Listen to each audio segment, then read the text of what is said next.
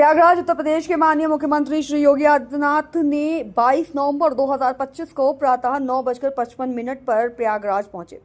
आगमन के उपरांत मुख्यमंत्री होटल कान्हा श्याम तथा रामबाग स्थित हनुमान जी मंदिर निकट विधायक हर्षवर्धन वाजपेयी जी आवास का भ्रमण किया। मुख्यमंत्री योगी आदित्यनाथ पूर्वाह्न 10:50 पर संगमनोस पर आयोजित गंगा पूजन कार्यक्रम में सम्मिलित हुए। इसके बाद वे मेघा मेला क्षेत्र का निरीक्षण किए और श्री बड़े हनुमान जी मंदिर के दर्शन पूजन किए। पूर्वाह्न 11:45 पर मुख्यमंत्री मेला प्राधिकरण स्थित ICCC सभागार में माघ मेला 2025 की तैयारियों की समीक्षा बैठक की अध्यक्षता की। बैठक के उपरांत प्रेस वार्ता की। उसके उपरांत मुख्यमंत्री योगी आदित्यनाथ प्रयागराज से प्रस्थान किए। मित्रों, मैं सबसे पहले आप सभी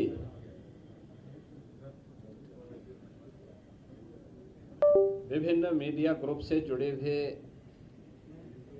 आप सभी प्रतिनिधियों का मैं हृदय से स्वागत करता हूं। ये मेरा सौभाग्य है कि आज मुझे अपने सभी सहयोगियों के साथ माघ मेला की तैयारी करने, मां गंगा का पूजन और बड़े हनुमान जी का दर्शन करने का अवसर प्राप्त हुआ है। लगभग 9 महीने के बाद यह अवसर फिर से मुझे प्राप्त हुआ कि मां गंगा का पूजन करके माघ मेले की इस बैठक को हम आगे बढ़ा सकें।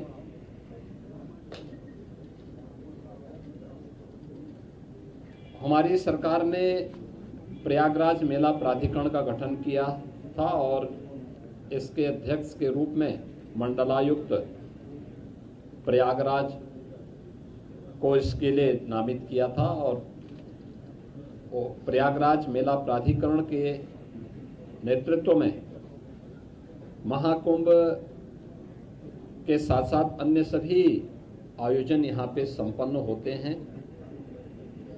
माघ मेला 2026 की तैयारी यहाँ पे प्रारंभ हो चुकी है। 2024 की तुलना में इसके दायरे को बढ़ाया गया है और चूंकि यहाँ की टीम के सामने 2025 के महाकुंभ का अनुभव है, जिसने पूरे देश और दुनिया के अंदर अपनी एक अमिट छाप छोड़ी थी और भारत की सनातन धर्म की परंपरा के प्रति लोगों के मन में एक नया उत्साह भरा था। इस बार माघ मेले की तैयारी के लिए भी उस प्रकार की व्यवस्था हम लोग देने का प्रयास कर रहे हैं। खासतौर पर पेंटून ब्रिज की, इसमें पहले तो माघ मेले की जो तिथि है इस बार यह लगभग 15 दिन पहले आ रहा है। 3 जनवरी को पौष पूर्णिमा है, 15 जनवरी को मकर संक्रांति, 18 जनवरी को मौनी अमावस्या, 23 जनवरी को बसंत पंचमी, 1 फरवरी को माघी पूर्णिमा और 15 फरवरी को महाशिवरात्रि। ये 6 स्नान होंगे जिनमें कल्पवासियों की संख्या पौष पूर्णिमा 3 जनवरी से लेकर के 1 फरवरी तक उनकी बड़ी संख्या रहेगी और कमोवेश यहाँ देखने को मिलता है कि 20 लाख से लेकर के 25 लाख कल्पवासी इस पूरे मेले में 1 माह का यहाँ प्रवास करते हैं और इस एक महीने के अपने प्रवास के दौरान यहीं पे माँ गंगा के सानिध्य में उनकी साधना चलती है, कठिन तपस्या चलती है। तो यह तो रहेंगे ही, लेकिन इन मुख्य स्नान जो पर्व पड़ेंगे, इन प्रमुख तिथियों पर बड़ी संख्या में श्रद्धालुजन स्नान करने के लिए आते हैं और हमारा अनुमान है कि लगभग इस पूरे लगभग 1.5 महीने के दौरान प्रयागराज में 12 से 15 करोड़ लोग संगम पे स्नान करेंगे, जिसमें कल्पवासी भी हैं जो हर दिन अगर मिलाकर के 20 से 25 लाख हर दिन देखेंगे तो एक बड़ी संख्या वो स्वयं भी हो जाएगी।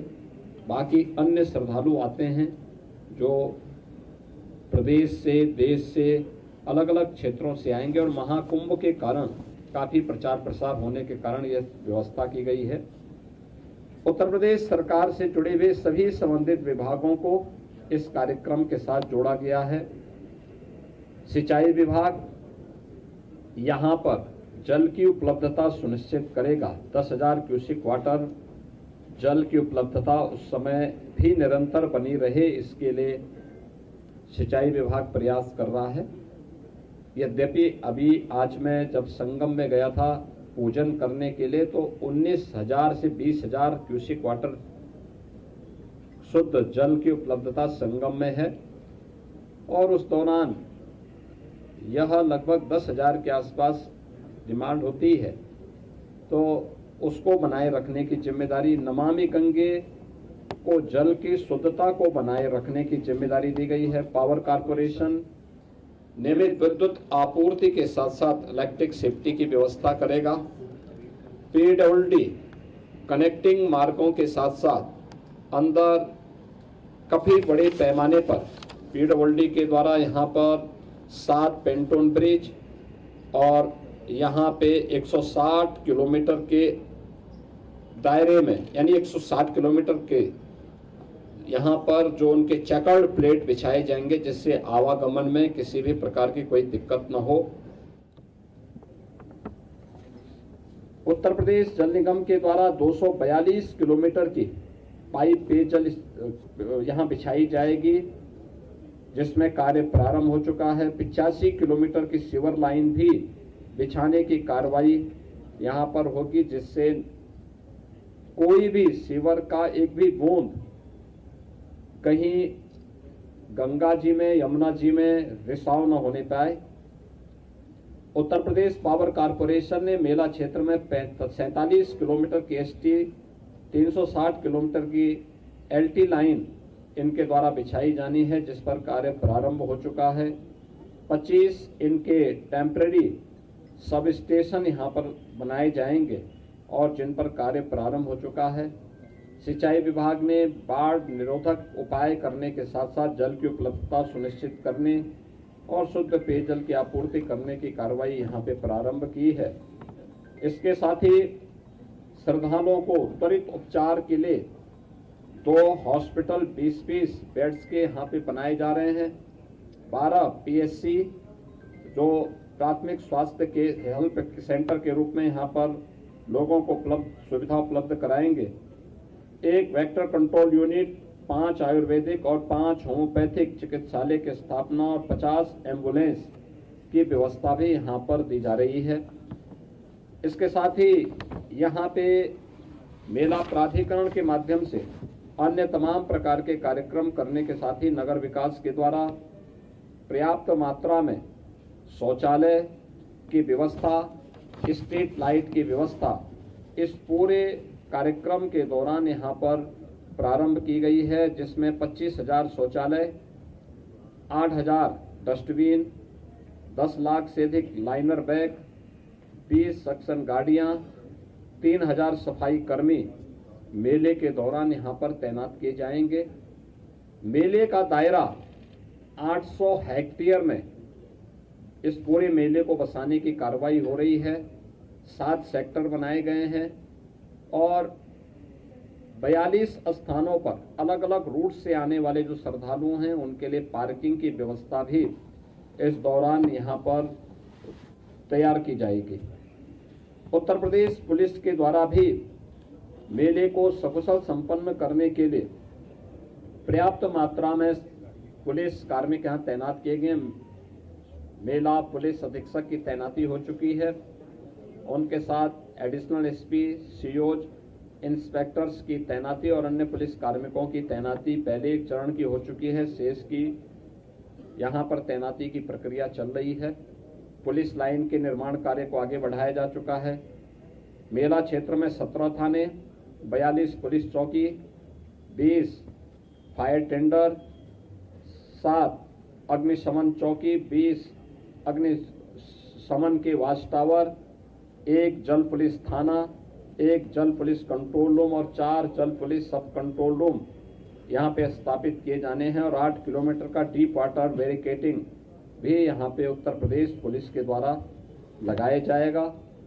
नगर विकास के द्वारा सीसीटीवी कैमरे से और आर्टिफिशियल इंटेलिजेंस युक्त कैमरे सहित 400 कैमरों के माध्यम से क्राउड मॉनिटरिंग और क्राउड डेंसिटी एनालिसिस और इंसिडेंट रिपोर्टिंग, स्वच्छता और सुरक्षा निगरानी की व्यवस्था भी उसके माध्यम से यहाँ पर करने की व्यवस्था इस पूरे मेले के लिए की जा रही है। यातायात और भीड़ नियंत्रण करने के लिए भी यहाँ पे अंतर जनपदीय और अंतर राज्यीय कार्य योजना भी विकसित करने के लिए यहाँ पर निर्देश दिए गए हैं, जिसको लेकर के यह कार्य यहाँ पे बढ़े। यहाँ पे लोग सभी से इन्होंने तैयारी कर ली है।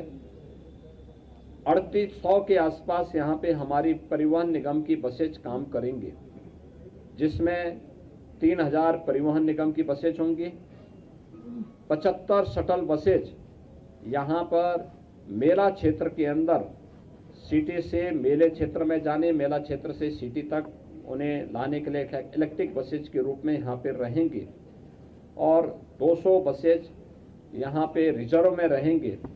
टेंट सिटी का निर्माण भी यहाँ पर इस दौरान किया जा रहा है।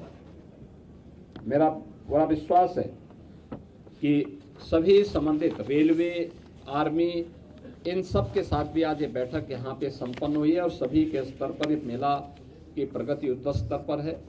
मुझे पूरा विश्वास है कि माघ मेला अपनी एक नई ऊंचाई तक पहुँच कर के उन सभी श्रद्धालुओं को जो कल्पवास करने के लिए आते हैं, अपने संकल्प और अपने साधना को आगे बढ़ाते हैं, उन श्रद्धालुओं के साथ साथ इस पूरे आयोजन को हम लोग पूरी भव्यता के साथ, दिव्यता के साथ संपन्न कर पाएंगे। मैं एक बार फिर से प्रयागराज वासियों का महाकुंभ में सहयोग करने के लिए धन्यवाद देता हूँ।